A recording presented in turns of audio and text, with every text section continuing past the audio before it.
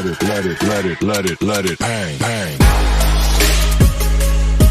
Next topic है बच्चे हमारा age of revolution. Previous topic में हमने पढ़ा था कि नेपोलियन की डेथ हो चुकी है, ठीक है, बैटल ऑफ वाटरलू में। अब उसके बाद ट्रीटी ऑफ वाइना साइन हुई थी बिटवीन फोर नेशन, और उसके बाद जो चारों देशों ने आपस में मिल बांट के जो भी फ्रांस को खाना था वो खा लिया था।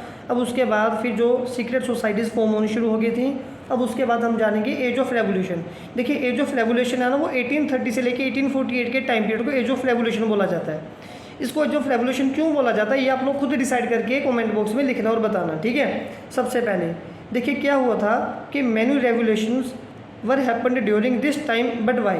जो बहुत से ज़्यादा रेवोल्यूशन थे ना फ्रांस में, वो ज़्यादातर रेवोल्यूशन इन्हीं टाइम इंटरवल, इसी टाइम इंटरवल के दौरान हुए थे। लेकिन वो इसी टाइम इंटरवल के दौरान क्यों हुए थे, मेन बात ये सोचने वाली है। क्या हुआ था, जो लोगों के अंदर दो तरह के आइडियाज़ आ गए थे। किसने जगाए थे? मिडिल क्लास के लोगों ने। कौन से आइडिया थे वो? लिबरलिज्म का और नेशनलिज्म का, ठीक है। अब ये जो लिबरलिज्म और नेशनलिज्म का आइडिया किसने जगाया था? मिडिल क्लास के लोगों ने, ठीक है। अब ये जो आइडिया था ना, ये ऐसा नहीं है कि बस मतलब कि एक ही स्टेट तक लिमिटेड था। अब ये जो आइडिया था ये इटालियन लोगों में भी फैल चुका था, और ये वाला आइडिया जर्मन स्टेट्स में भी अच्छी तरह से फैल चुका था, और ये वाला एरिया आयरलैंड में भी जा चुका था, और पोलैंड में भी जा चुका था, ठीक है। तो अब इसके बाद क्या हुआ, फिर जब ये इतने सारे रेवोल्यूशन हो रहे थे ना, तो इसका रिजल्ट ये निकला था कि रेवोल्यूशन के बाद जो बर्बन किंगडम था, बर्बन किंगडम मतलब कि बर्बन फैमिली से राजा जो बनाए जा रहे थे, बर्बन बिस्किट मत समझना आप लोग, ठीक है। जो बर्बन किंगडम था उसको रिमूव कर दिया गया था। लेकिन ये तो रिजल्ट है ना, इसको हम बाद में देखेंगे। फिलहाल जो अब बहुत सारे रेवोल्यूशन हुए इसी टाइम दौरान, इसी टाइम इंटरवल के दौरान, ठीक है। उनमें से हम किन्हीं दो इंपॉर्टेंट रेवोल्यूशन को आपको याद रखना है। Very first is July revolution and second one is Greek revolution. July revolution में क्या हुआ था, जो बर्बन किंगडम था इसको ख़त्म कर दिया गया था, उसको उड़ा दिया गया था, ठीक है। बर्बन किंगडम को उड़ा दिया गया था, और वहाँ पे जो मोनार्की सिस्टम है ना, है तो वहाँ पे चलो मोनार्की सिस्टम ही रहा है, लेकिन उसको ना थोड़े से मतलब कि रूल रेगुलेशन में बांध दिया गया था। पहले वो हर बात में अपनी मनमर्जी करते थे। अब उनको बोला गया था कि नहीं, अब आप लोगों को एक प्रॉपर कॉन्स्टिट्यूशन को फॉलो करना होगा, मतलब कि जो गवर्नमेंट है वो एक प्रॉपर कॉन्स्टिट्यूशन को फॉलो करेगी। और इस कॉन्स्टिट्यूशन के तहत वहाँ पे जो किंग बनाया गया था वो लुइस फिलिप को बनाया गया था, ठीक है। वहाँ पे कौन किंग बना था? लुइस फिलिप, ठीक है, इसको राजा बनाया गया था। अब ये जब बर्बन फैमिली को, इन्होंने बर्बन किंगडम को ख़त्म किया था ना, तो इसके बाद क्या होता है, जैसे बेल्जियम है वो भी फ्री हो गया था, क्योंकि यहाँ पे रेवोल्यूशन जाग रहे हैं, तो बेल्जियम के लोगों में भी मतलब कि ज्वाला आग की भड़क उठी थी, उन लोगों ने भी रेवोल्यूशन करना शुरू कर दिया। और उस टाइम पे वहाँ पे ब्रिटेन का कब्जा था, तो ब्रिटेन से बेल्जियम भी फ्री हो चुका था, ठीक है। चलिए ये तो एक तो था हमारा जुलाई रेवोल्यूशन। अभी दूसरा रेवोल्यूशन हमारा कौन सा? That is Greek revolution. अभी ग्रीक रेवोल्यूशन में आपने क्या पढ़ना है? देखिए ग्रीक रेवोल्यूशन स्टार्ट हुआ था 1821 में, इन लोगों ने स्ट्रगल करना शुरू किया था। हाँ जी, जो आपका डाउट है कि एज ऑफ रेवोल्यूशन तो 1830 से स्टार्ट हो रहा है, लेकिन ग्रीक रेवोल्यूशन स्टार्ट हुआ 1821 से। अब ऐसा क्यों, हम पीछे कैसे जा सकते हैं? पीछे इसलिए जा रहे हैं कि ये जो रेवोल्यूशन की स्टार्टिंग है ना, ये 1821 में हुई थी, लेकिन ये अपने पीक लेवल पे ना ये इसी टाइम इंटरवल के दौरान आया था, ठीक है। तो वहाँ पे क्या था, ग्रीक रेवोल्यूशन में जो ग्रीस कंट्रीज थी ना, वहाँ पे ऑटोमन अम्पायर कंटिन्यू था, वो राज चल रहा था। लेकिन जो ग्रीक के लोग थे ना, वो अकेले इस राजा के साथ, इस अम्पायर के साथ नहीं लड़ाई झगड़ा कर सकते थे। इनको फ्रीडम लेने के लिए बहुत सारे लोगों से हेल्प लेने की ज़रूरत पड़ी। तो इन लोगों ने हेल्प ली वेस्टर्न यूरोपियन कंट्री से, और बहुत सारे वहाँ के पोइट से, आर्टिस्ट से। पोइट ने पोइम्स गा गा के, सॉन्ग्स बना के इन लोगों को काफ़ी मोटिवेट किया, इन लोगों के अंदर काफ़ी जिज्ञासा जगाई आज़ादी के लिए, और आर्टिस्ट ने भी सेम ही काम किया, ठीक है। तो फाइनली रिजल्ट क्या हुआ 1832 में, ठीक है। 1832 में ट्रीटी ऑफ कॉन्स्टेंटिनोपल साइन हुई, ठीक है। ट्रीटी ऑफ कॉन्स्टेंटिनोपल साइन हुई, और इस कॉन्स्टेंटिनोपल ट्रीटी के बाद क्या हुआ, जो ग्रीक है ना, ग्रीक को फ्रीडम दे देगी। कब फ्रीडम दे देगी? 1832 में। 1832 में क्यों देगी? क्योंकि ट्रीटी ऑफ कॉन्स्टेंटिनोपल इसी टाइम पे तो साइन हुई थी। इस टाइम पे 1832 में फ्रीडम क्यों मिली? क्योंकि जो ट्रीटी ऑफ कॉन्स्टेंटिनोपल है वो 1832 में ही तो साइन हुई थी। अब आ गया ना 1832 इसी टाइम इंटरवल में, ठीक है। तो इसीलिए हमने मतलब कि बस ये बोला था कि स्टार्टिंग यहाँ पे हुई है, लेकिन जो रिजल्ट है वो 1832 में ही इन लोगों को देखने को मिला। अब थोड़ा सा संभल के, यहाँ पे कन्फ्यूज़न लेवल अपने पीक लेवल पे जाने वाला, ठीक है। लेकिन ये जो जुलाई रेवोल्यूशन है, जो ग्रीक रेवोल्यूशन है, ये इतनी आसानी से नहीं हुआ जितना आसानी से हमने पीछे पढ़ लिया। वो तो शॉर्ट मार्क्स के लिए हम लोगों ने पढ़ा है। इसमें एक्चुअली में हुआ क्या था, ये अपने साथ ये जो कॉन्सेप्ट लेके आया ना, ये एक रोमांटिसिज्म का कॉन्सेप्ट लेके आया। रोमांटिसिज्म का मतलब ये नहीं है कि कोई रोमांटिक स्टोरी। रोमांटिसिज्म देखिए, प्यार के ना अलग अलग मीनिंग है। हमारे फादर के लिए, मदर के लिए, वाइफ के लिए, ब्रदर सिस्टर के लिए, ठीक है, अपने पार्टनर के लिए अलग अलग तरह का प्यार है। ऐसी एक प्यार हमारा हमारे देश के लिए, हमारी कंट्री के लिए होता है। तो रोमांटिसिज्म का मतलब क्या था कि नेशनलिज्म फीलिंग, ठीक है, love for culture and nation. जब आप लोगों के अंदर अपने देश के लिए, अपने कल्चर के लिए प्यार होता है, उसको रोमांटिसिज्म बोला जाता है, ठीक है। इसको मतलब कि इस टाइम पे ना ये रोमांटिसिज्म का कॉन्सेप्ट भी आया था, ठीक है। और इसके बिना एक जो मतलब कि नेक्स्ट जो हमारा रेवोल्यूशन बना था वो हंगर हार्डशिप प्लस पॉपुलर रेवोल्ट का बना था। फिर द रेवोल्यूशन ऑफ लिबरल आया था। तो ये जो तीनों मतलब कि हम लोगों ने कॉन्सेप्ट है ना, यहाँ पे अच्छे से ये टॉपिक बड़े आसानी से और आराम से ही कवर करने हैं। नहीं क्लियर होंगे इनको बार बार देखना।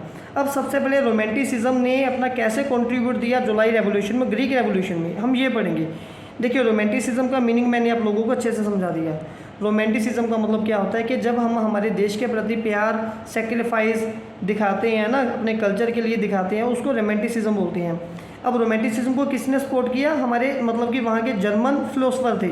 वो कौन थे, इनका नेम था सर जॉन गॉटफ्राइड, ठीक है, गॉटफ्राइड, जॉन गॉटफ्राइड, ठीक है। अब ये कैसे इन्होंने सपोर्ट किया, आपने सुना होगा कि मेरा रंग दे बसंती चोला, भगत सिंह की मूवी आ रही है, भगत सिंह की हम लोग मतलब कि फ़ोटोज़ बना देते हैं, पेंटिंग बना देते हैं, ठीक है। तो उसमें हम हमारे लोगों के अंदर ना एक फीलिंग आ जाती है हमारे देश के लिए। तो मतलब कि जो ये जॉन गॉटफ्राइड थे ना, इन्होंने भी ना, गॉटफ्राइड थे, इन्होंने भी मतलब कि ऐसे ही अपने देश को काफ़ी ज़्यादा बहुत सारी सपोर्ट की।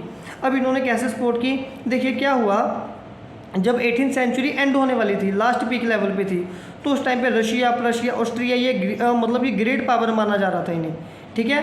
रशिया, प्रशिया, ऑस्ट्रिया, इन्हें ग्रेट पावर माना जाता था।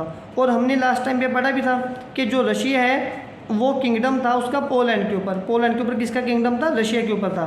तो रशिया ने क्या किया, रशिया ने ना वहाँ पे अपना कब्जा करने के बाद उसने पोलिश लैंग्वेज मतलब कि जो लोग पोलैंड में रहते हैं वो लोग पोलिश लैंग्वेज बोलते हैं, ठीक है। उन्होंने क्या किया, उन्होंने पोलिश लैंग्वेज को रिमूव कर दिया।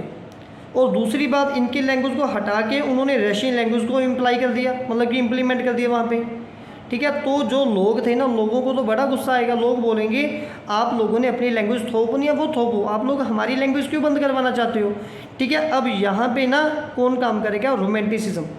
लोगों को पता लग गया ना कि वो अपने कल्चर से दूर जा रहे हैं। तो किसी पोइट ने पोइम लिख दी, पेंटर ने पेंटिंग बना दी, किसी राइटर ने सॉन्ग लिख दिया इसी टॉपिक के ऊपर कि आपको आपकी लैंग्वेज से दूर भेजा जा रहा है। तो इसी वजह से क्या हुआ कि जो एक रिज़ल्ट हो गया, मतलब रिज़ल्ट क्या निकला, पोलैंड और रशिया के बीच में लड़ाई, ज़बरदस्त लड़ाई झगड़ा, वॉर छिड़ गई।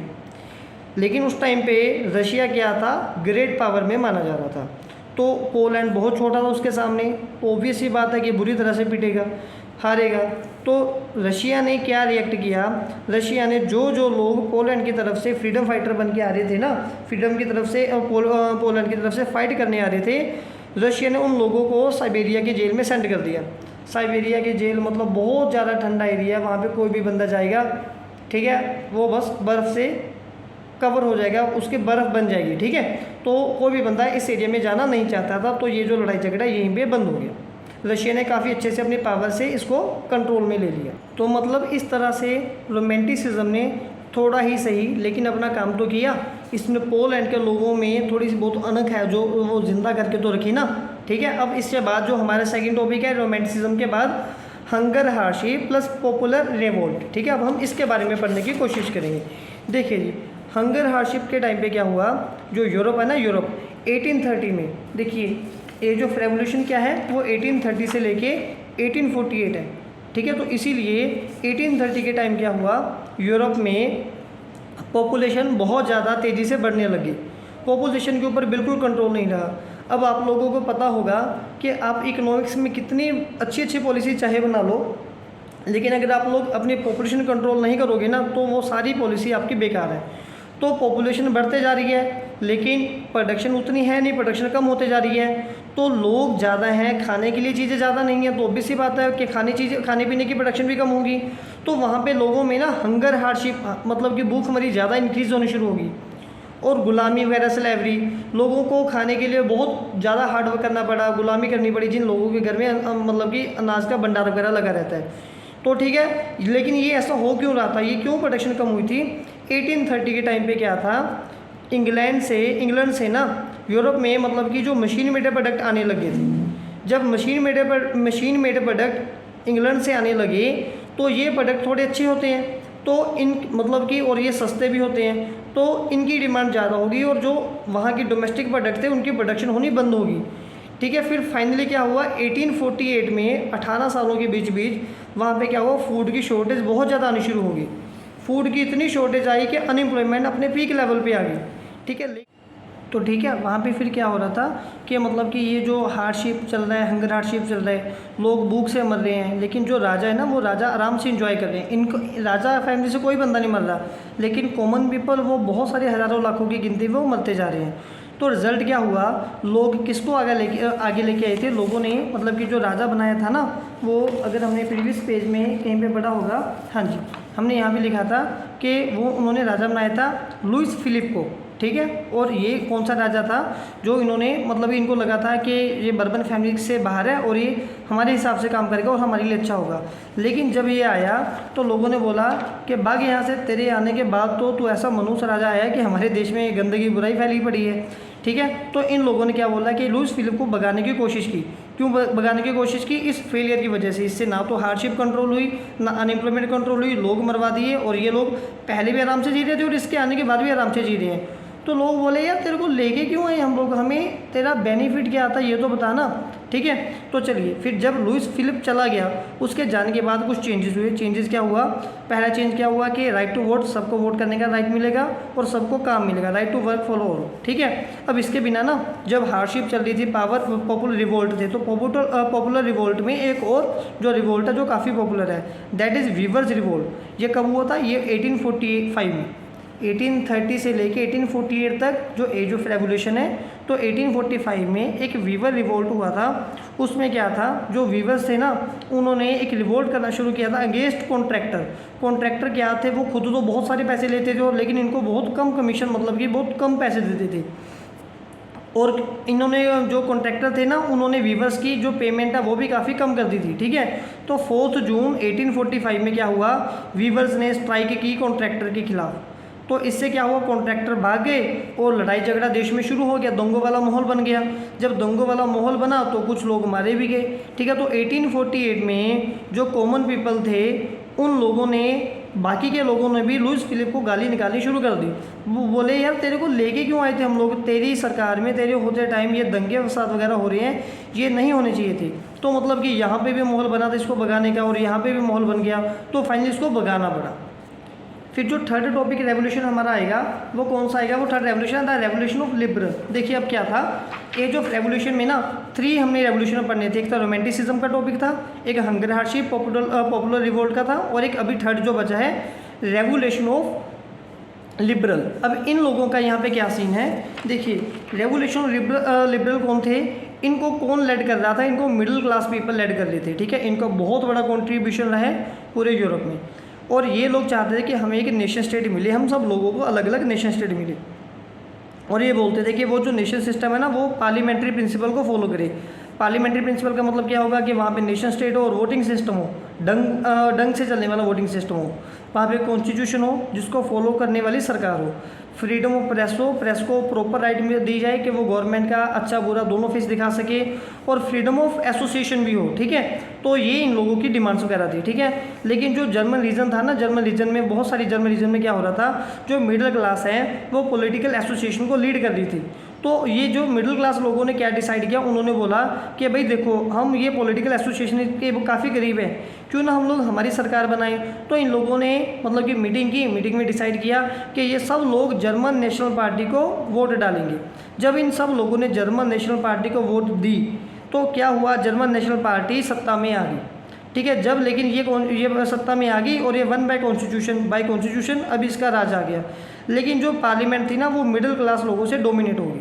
ठीक है, अब जो ये जर्मन नेशनल पार्टी बनी थी 18 मई 1848 को जब ये एस्टेब्लाइश हुई थी तो उसमें 831 मेंबर्स वहाँ पे थे, ठीक है। इस पार्टी में कितने मेंबर थे? 831 मेंबर्स वहाँ पे थे। लेकिन क्या हुआ, अब ये जो मिडिल क्लास के लोग थे ना, जब ये इन्होंने इनको ही डोमिनेट करना शुरू कर दिया तो मिडिल क्लास लोगों ने बोला यार हम लोगों ने तो तुम्हें सपोर्ट करके पार्टी बनाई है और तुम लोग हमें ही डोमिनेट कर रहे हो कि चलो हम लोग हमारी सपोर्ट है तुम लोगों से वापस ले रहे हैं। तो उसने इन लोगों से सपोर्ट है जो वापस ले ली। तो जब सपोर्ट लोगों ने वापस ली तो अब क्या हुआ, उसी टाइम पे मोनार्की सिस्टम वापस आया और उसने डिस्ट्रॉय कर दिया ये जो पार्लियामेंट इन लोगों की बनाई। अच्छे समझा रहा हूँ, ये जो मिडिल क्लास के लोगों ने वोटिंग दी जर्मन नेशनल पार्टी को। अब इनके 831 मेंबर बने। ये मेंबर बनने के बाद लेकिन जो पार्लियामेंट है वो डोमिनेट होगी मिडिल क्लास लोगों से, ठीक है। तो मिडिल क्लास लोग इससे गुस्सा में आ गए और उन लोगों ने बोला कि हम लोग हमारी सपोर्ट आप लोगों से वापस लेते हैं। जब इन्होंने सपोर्ट अपनी वापस ली तो उसी टाइम पे जो मोनार्की सिस्टम था वो वापस आया और उसने इस पार्लियामेंट सिस्टम को ख़त्म कर दिया। लेकिन अब मोनार्की सिस्टम को पता चल गया था कि अगर हमने वापस थर्ड टाइम सत्ता में रहना है तो कुछ बातें इन लोगों की माननी पड़ेगी। तो उन्होंने कौन सी बातें मानी? उन्होंने क्या बोला, उन्होंने एक तो सेल्फडम एंड बॉन्डेड लेबर को ख़त्म कर दिया। सेल्फडम हमने स्टार्टिंग वाले फर्स्ट पेज में पढ़ा था कि वही जो अपर का लोअर सिस्टम वगैरह होता है ना, ठीक है। और जो बॉन्डेड लेबर होता था कि लेबर को बॉन्ड करके रखते थे वो बंद कर दिया। लेकिन इसके बिना उन्होंने ये भी बोला कि ग्रांटेड ऑटोनॉमी उन्होंने बोल दिया कि एक पर्टिकुलर स्टेट वाले लोग जहाँ पे अपनी स्टेट बनाना चाहते हैं वो वहाँ पे बना सकते हैं, ठीक है। ये कुछ चेंजेस इन लोगों ने यहाँ पे कर दी। तो फिर अभी फाइनली क्या हुआ, जर्मनी में जो ऑल जर्मन नेशनल पार्टी थी उसको कौन लोग सपोर्ट कर रहे थे? उनको मिडिल क्लास के लोग सपोर्ट कर रहे थे। लेकिन ये लोग एक नंबर के बेवकूफ़ निकले, इनकी सपोर्ट को संभाल नहीं सके तो इन लोगों ने सारा कुछ वो स्पॉइल कर दिया। अब इसके बाद क्या हुआ, मिडिल क्लास के लोग थे वो मेजोरिटी में थे, उनके पास भी काफ़ी अच्छी पावर आ रही थी। उन लोगों ने अपनी सपोर्ट किसको दी? उन लोगों ने अपनी सपोर्ट पास कर दी जंकर्स ऑफ रशिया को, ठीक है। अब ठीक है, ये मिडिल क्लास के लोगों का मेन थीम क्या था, ये चाहते क्या थे, ये क्या सोच के जर्मन नेशनल पार्टी को इन्होंने पहले वोट दी। अब ये क्या सोच के ये लोग सपोर्ट करना शुरू कर दिया था जंकर्स ऑफ रशिया को, ठीक है। इन लोगों का मेन थीम क्या था, मिडिल क्लास के लोगों का मेन थीम क्या था या सपोर्ट करने का मेन रीज़न क्या था? ये चाहते थे कि जर्मनी को इंडिपेंडेंट स्टेट घोषित किया जाए, ठीक है, बनाया जाए। तो अब इसके बाद क्या हुआ, ठीक है, जो रशिया का मतलब कि एक मेंबर था सीएम, ठीक है, जो सीएम था उस टाइम पे जंकर्स ऑफ रशिया का जो सीएम था ओटो वन बिस्मार्क, उसने इस पूरे मतलब की मूवमेंट को लीड किया।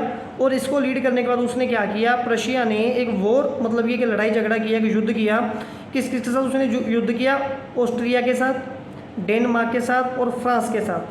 किसके लिए इसने मतलब कि ये झगड़ा किया? जर्मन लोगों के लिए, ठीक है। जर्मन की तरफ से रशिया ने एक मतलब कि उसकी सपोर्ट में वॉर शुरू की ऑस्ट्रिया के खिलाफ, डेनमार्क के खिलाफ और फ्रांस के खिलाफ। और इस चीज़ का रिजल्ट क्या निकला? उस टाइम पे ना रशिया भी काफ़ी पावरफुल था। उस टाइम पे रिजल्ट क्या निकला कि आफ्टर 7 ईयर्स, ठीक है, 7 ईयर ये लड़ाई झगड़ा चलता रहा। 7 ईयर ये मतलब कि युद्ध चलने के बाद जो जर्मनी है वो इंडिपेंडेंट स्टेट उसको घोषित कर दिया गया, ठीक है। तो फाइनली 1871 में विलियम वन को किंग ऑफ जर्मनी घोषित किया गया और जर्मनी के लोग हैं वो बहुत ज़्यादा खुश हो गए। तो ये अब ऐसे जर्मनी की जो हैप्पी एंडिंग वो हो गई।